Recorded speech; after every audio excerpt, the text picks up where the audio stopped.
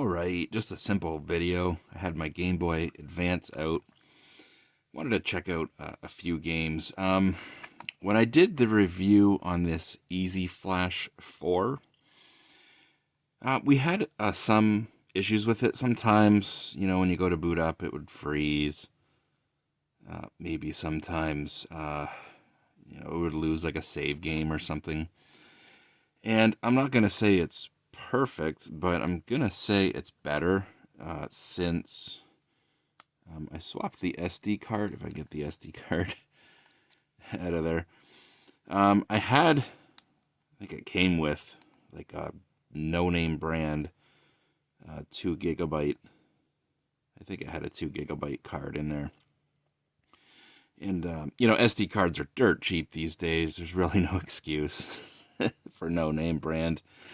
This is a Kingston 32 gig SD card, micro SD card, obviously, that I think was like on sale for $6. Maybe it was either $5.99 or maybe it was like $8.99. The point is, these are dirt cheap these days, and I have had a few issues with cheap SD cards. I had a no-name brand SD card in a no-name brand GoPro clone that sometimes would flake out. I had a no-name brand SD card in my dash cam, and only on cold days, but like on a cold winter day, I would start my car, and normally the dash cam would start recording, but instead it would literally say, SD card error, SD card error. So I put a Kingston or a SanDisk one in there, and guess what? It's been fine since. So yeah, sometimes, cheap no-name brand SD cards work fine, or sometimes they seem to work fine. But, in certain applications, you may need certain write speed, the amount of writes hitting it, temperature, as I found out in the dash cam. Apparently, some SD cards are going to handle cold temperatures better than others. And in here, we did have that odd thing where you just once in a while, when, turning it on, it would lock up, not load up the menu of games. And you would turn it off and back on again, and it would be fine. It didn't seem like that big of a deal, but yeah, put a better one in there, and it's been fine. I think since. I don't think it's had those little quirks. It's also a 32 gig, which allowed me to put a lot more games on here. So I've basically redone the... Turn this on here. I've basically redone the structure on this whole thing.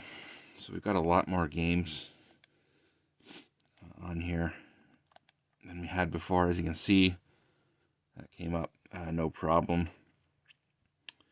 And so we've got now alphabeticalized. I guess I just did the USA. But it's basically every game that was launched on here. Before, I had very small selection because it was just the odd like Game Boy Advance games that I had downloaded, probably 10 years ago. And so yeah, there was a lot of games that weren't on here, and there was always some games I wanted to check out on the Game Boy Advance. Doom 2, I guess, being one of them. Let's find Doom 2. So I own Doom on the Game Boy Advance, and was always impressed by it. But I had heard that Doom 2 runs better. Multiple times, multiple places, I had heard people say that Doom 2 runs better than Doom 1. And so yeah, I wanted to check that out. Doom 2 was one of those games I just didn't have on the 2 gig SD card. And now with a 32 gig in there, there's... I mean, honestly, I could probably fit every European game, every Japanese game, every translation, every hack on a 32 gig card. So, I mean, that 32 gig card... Actually, I'm not really sure, to be honest, how much of it is full. But I doubt it's close to being full with just the US release games on there. It's still slow. That's just, man. Again, with this easy flash, you can permanently flash games into the flash ROM, whatever you want to call it, and then load them up again faster. Or you just load them into RAM, which is what we're doing right now, which is really slow. But can you really complain? It's a flashcart, and it's certainly quicker than me trying to buy this game on eBay. I'm waiting for it to get here. You gonna go? You gonna go? You gonna go? There we go. So this is Doom 2 for the Game Boy Advance. And like I said, yeah, I've always heard that this runs a lot faster than the first one. So let's find out. I'm just going to do easy. Oof.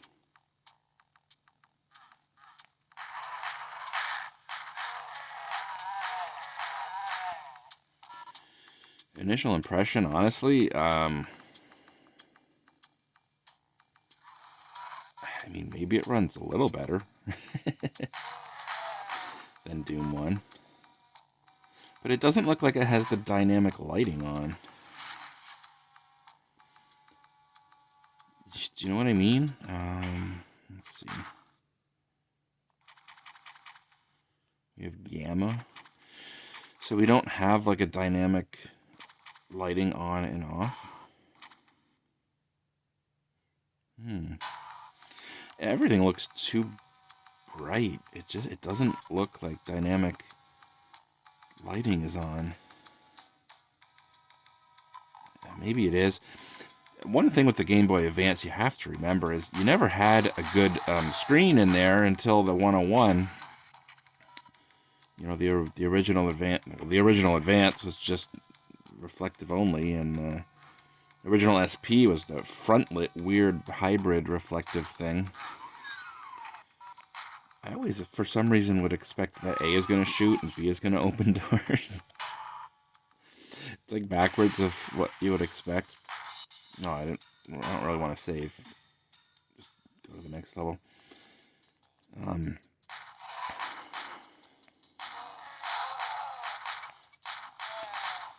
So the thing with Doom on the Game Boy Advance is it would default with dynamic lighting on, which it gave it a darker look.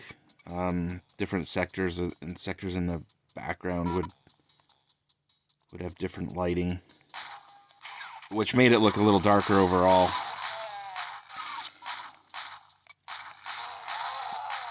Yeah, it made it look a little darker overall, but a little bit better. And you could go into the options and turn that off. When you turned it off, everything would look a little bit brighter.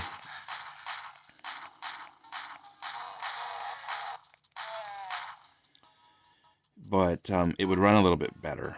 And I think this basically is just, you don't have that option anymore. Kind of looks like it's just off. Is it running better? Maybe a little bit.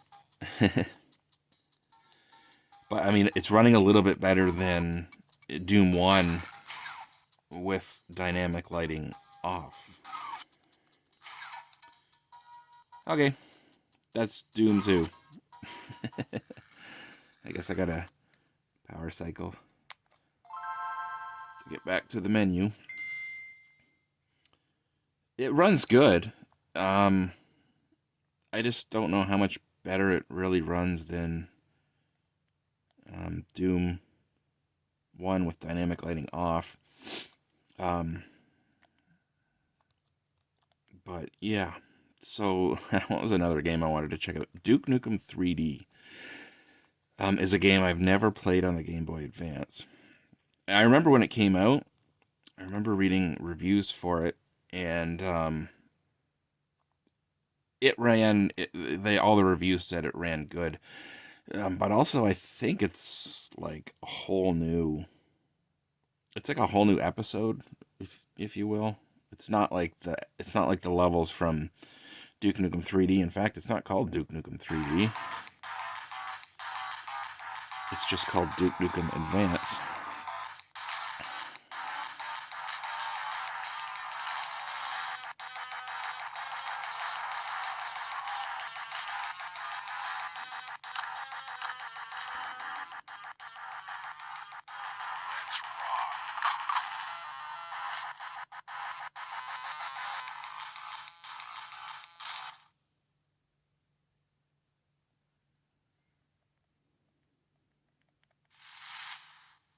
Oh, okay. Oh, it looks pretty decent. Again, it's kind of bright, but like I was saying with the Game Boy Advance, the original screen was reflective only. The SP was, oh, how do you shoot? Was mostly reflective, a hybrid with the, front lit, so you could still see it in the sunlight with the backlight or with the front light turned off. And oh, that's a weird looking door. LNR, yeah, okay. Whoa.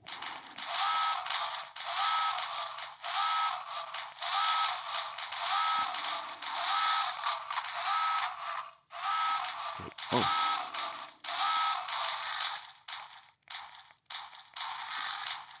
That's an annoying noise. This runs really good. And it looks pretty good too. And is that there's like a key up there or something? How do I jump? Okay, A jumps. Am I supposed to like run and jump and grab that key or something? Can't really jump that high. Oh, there's another. I see. Another little box there. Yeah, it was a key. All right. Desert Eagle is the main sprite for your pistol. It's a little weird. It was a Glock or something in first Duke Nukem 3D, wasn't it?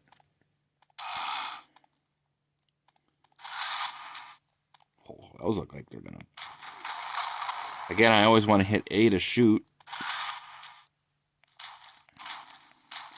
Does that seem normal? Like you would want to hit A to shoot? Just instinctively?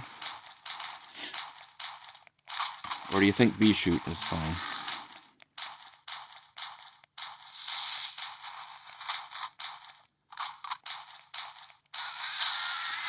Ooh, shoddy. Shoddy.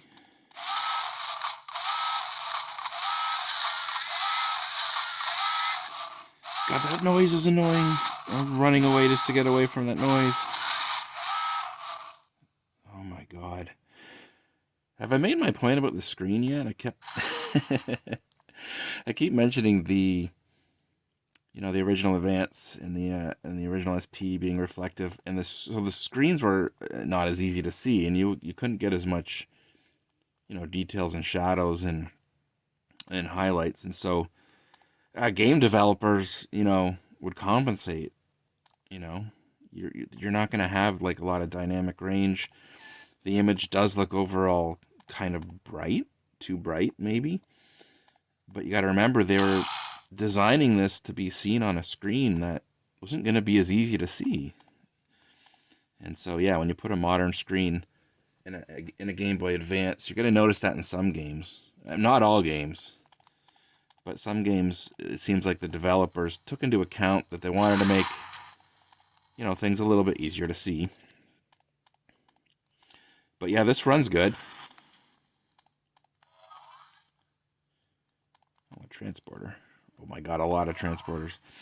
Yeah, this runs really good. It looks pretty good. So yeah, that's Duke Nukem Advance. That's looks pretty good. Let's do another power cycle here and check out one more game. One more game I've always wanted to check out on the Game Boy Advance.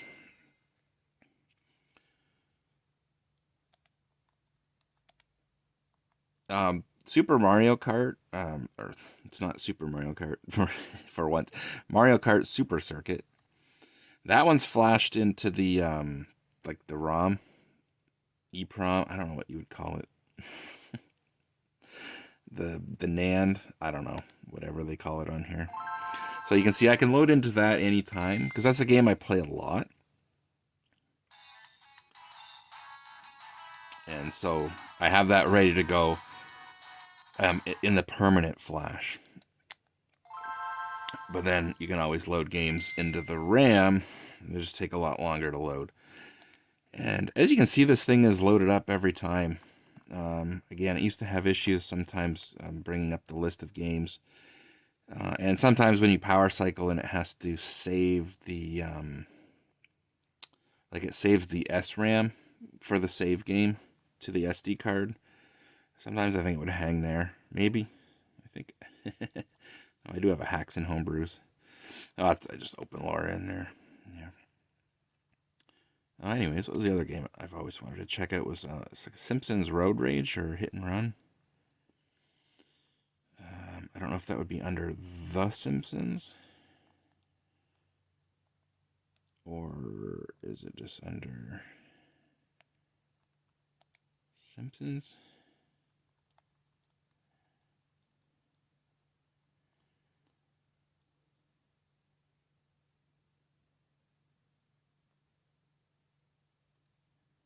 Simpsons Road Rage.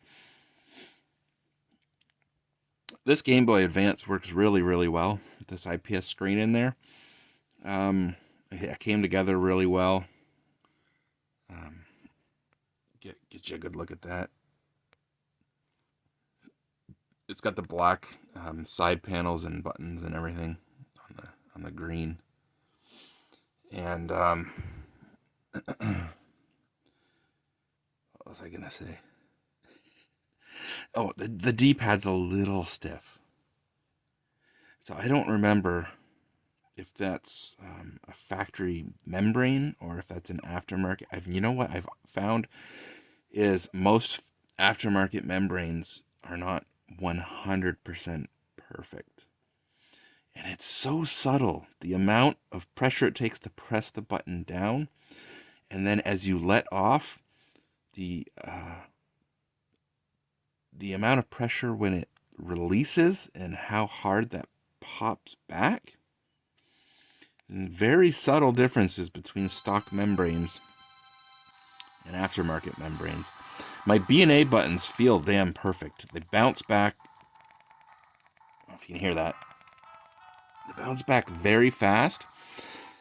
On some aftermarket membranes on the A and B, B&A buttons, I've noticed like it pops in and then you've got to release the pressure until a certain point, and then it finally pops back, but it's kind of hard to explain.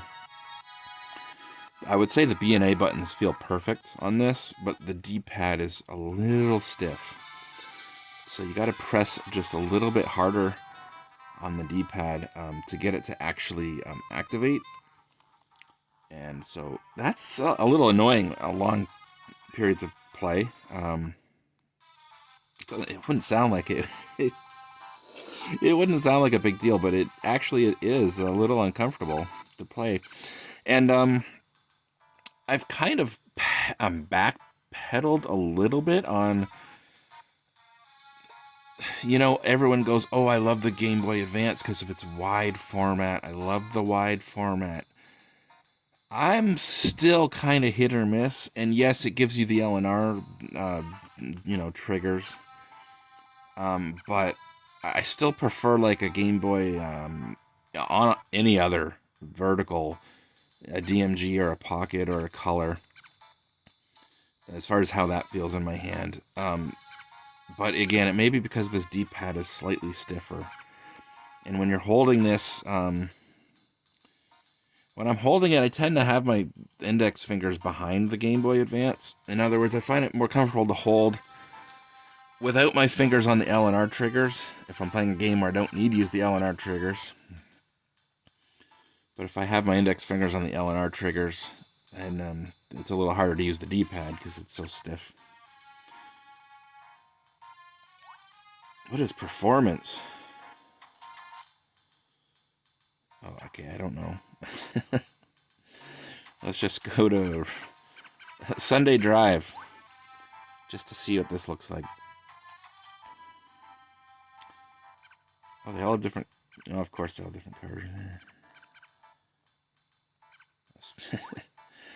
I'll just go with Homer and his... I don't know what the hell it is. His pink Cadillac. The big old 80s General Motors boat. Those are locked. Okay, I can only do Evergreen Terrace. Okay. So this is like a Mode 7 style. Oh, I was going to say no elevation changes, but they do have elevation changes. I don't know what L and R do in this one. A is accelerate and B is brake. Whew, nice. You can turn midair. That doesn't really make sense. Yeah, okay. Again, kind of like a Mode 7-ish presentation, sprite scaling.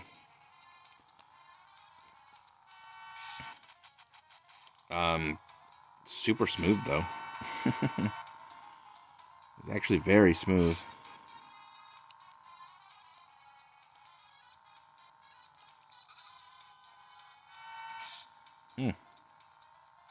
Okay. Yep. That's one I remember from when it came out, but you know, never played it.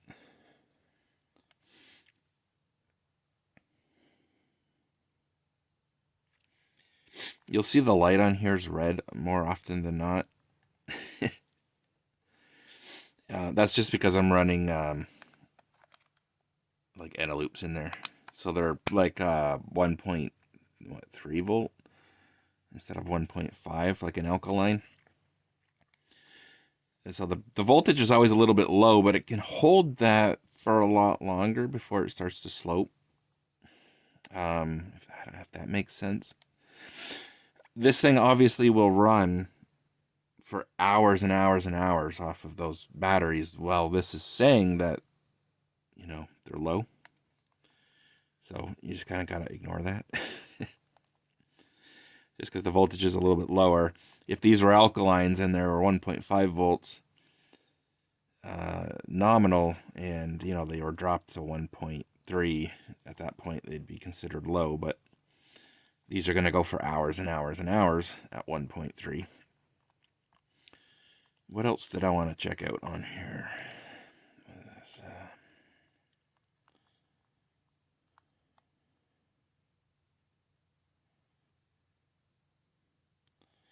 Donkey Kong Country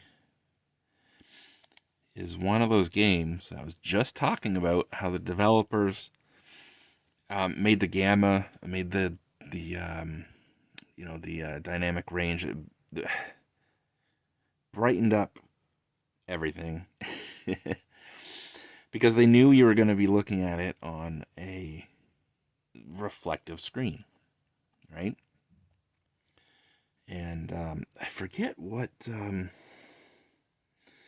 might have been Gaming Historian. Someone did a video on the making of Donkey Kong Country for Game Boy Advance, and he had interviews with some of the developers, and I'm pretty sure they just straight up said, like, yeah, we had to make it look brighter because it's going to be hard to see on the screen. Like, if they just copied the...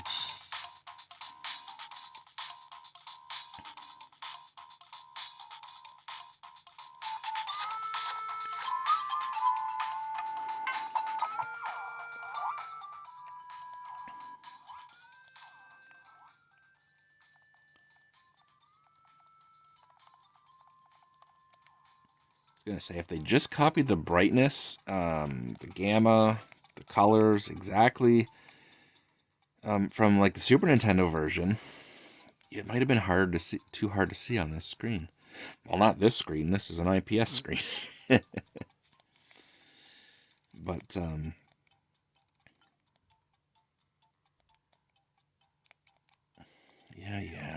I skip this? Oh, shit. I just reset it. Well, anyways, I don't really actually want to play that. I was going to show you that. Like, as far as the colors, like, you notice it in the jungle, right? The green, the shades of green that make up the trees have definitely been brightened up. And when you're looking at that in an emulator or on an IPS screen, it doesn't look great. But then you have to remember they made that so it's easy to see on the reflective screen. I guess that's it. I mainly just wanted to check out Doom 2 and Duke Nukem Advance. Doom 2 mainly because I wanted to see how much better it ran than Doom 1. Let's load up Doom 1.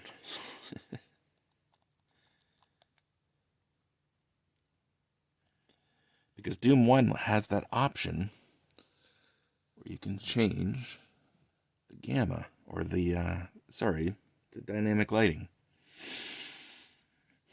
And it runs better when you turn that off. So let's check that out last.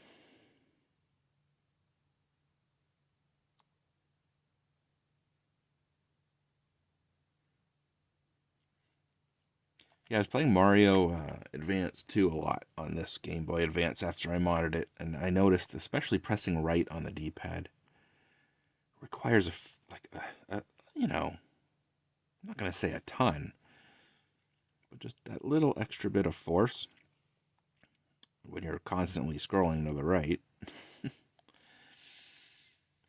Yeah, it's probably an aftermarket membrane. I should maybe change it might be an aftermarket D-pad too. I'm pretty sure it's an aftermarket D-pad. Were the stock ones ever black? I can't remember. I have a couple of I have a pink Game Boy Advance that has a kind of whitish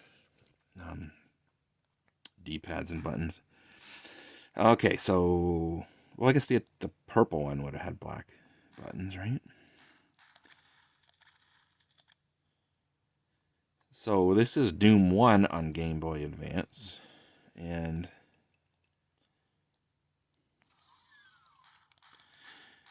you see how we get like a lot darker around, except for like in there where the light is.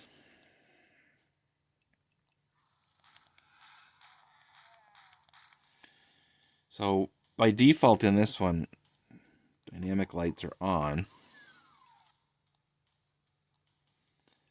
And it runs okay.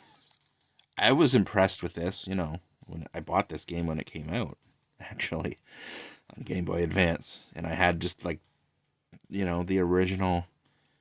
No, it was actually literally the same day I bought the SP. It was the day the SP launched. I'm pretty sure I bought an SP at launch, or very close to around that time, with Doom and maybe Super Mario World. But at the time I bought the original Advance when it launched. I had Mario Advanced, Mario 2, and I had F-Zero, I think. So anyways, yes, so going to options on this one, and there's dynamic lighting. Static lighting, right? So dynamic lighting, some parts look darker, but not all parts. And then you go to static lighting, and everything looks lighter. You can change brightness too, though. You can turn it back down a little bit. But with static lighting, there's less like range between sectors.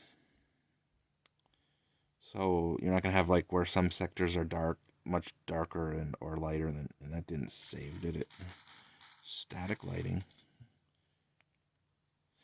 So with static lighting, it will run a little bit smoother, which I'm not showing off very well right now.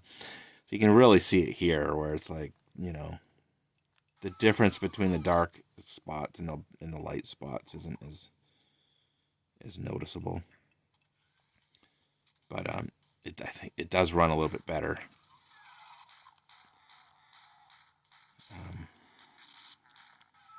I'm just like quickly trying to get to level 2.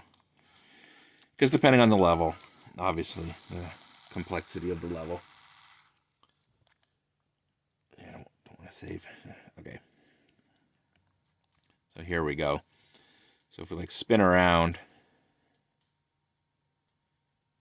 it's fairly smooth, you know. Is Doom 2 a little bit smoother? Maybe. A little bit. But if we turn on dynamic lighting, see it got darker here. Turn the brightness up a little bit, and then yeah, it's definitely noticeably slower now. It's still playable, but like barely.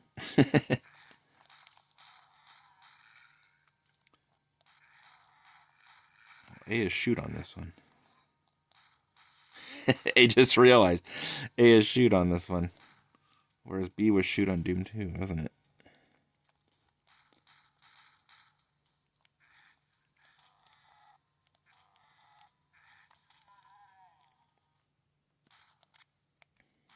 Yeah.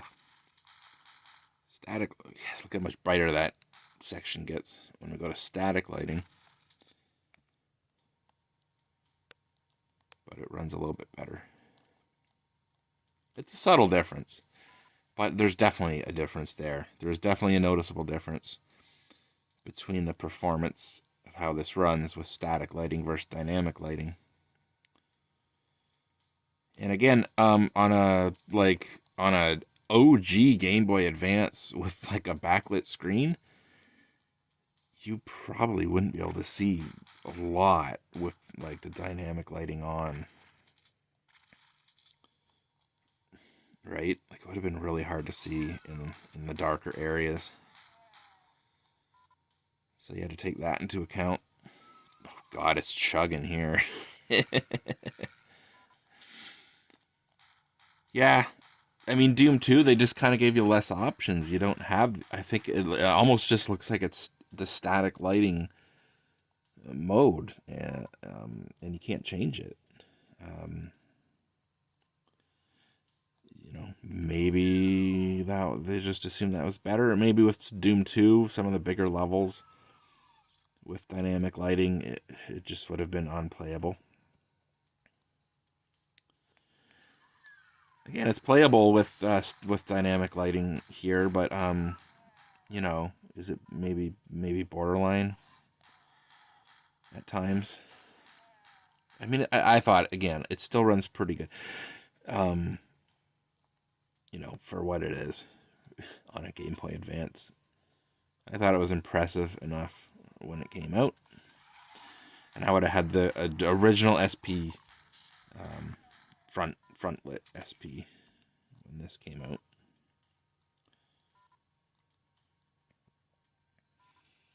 Anyways, that's like way more than I wanted to get into. I just wanted to take a quick look at Doom 2 and Duke Nukem Advance. And yeah, just talk about my Game Boy Advance a little bit. The D-pad, a little bit stiff. It's still just a little bit stiffer than it should be. It's like a little bit stiffer on the right than it is on the left. So I don't know. I keep thinking, should I open it up and try swapping membranes? That's probably an aftermarket membrane when I bought the buttons. I don't remember. No, I didn't get new membranes, did I?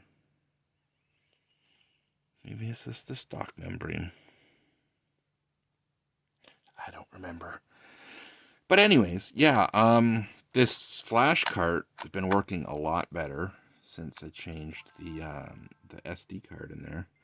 Again, it had a no-name brand 2 terabyte in there. And I put a Kingston 32 gig in there. In fact, my Game Gear. This is my Game Gear with the aftermarket screen. And it has a no-name brand 2 terabyte in there. Oh, it's a 2 terabyte. 2 gigabyte, I was going to say. It's a 16 gigabyte. But that's like EAGET. That's like the no-name brand of no-name brands right there. I don't know what that is. But that came like when I bought I bought the Game Gear with the screen mod already done and with the EverDrive, and that was in it. But I did clone this to a 32 gig Kingston. But I've never had issues with this one. Like I've never had issues with that card or in that EverDrive. So yeah, I think I actually bought a 3-pack. That's how cheap SD cards are now, by the way. I bought a 3-pack of these. It's a Kingston 32 gig, but it was a 3-pack for like $14.99 or something like that. So yeah, I did one for the Game Gear, but I never ended up feeling like I needed it. So I have it if that like no-name brand whenever has issues. And there's something else I swapped it into. Well, again, my dash cam. I swapped one into there, but yeah, the B&A feel perfect. Is the D-pad slightly tight, or it's like slightly yeah, you gotta press too hard, especially going right, which so many platformers gotta hold right. But yeah, it works great otherwise. I guess that's it. 36 minutes. See you guys later.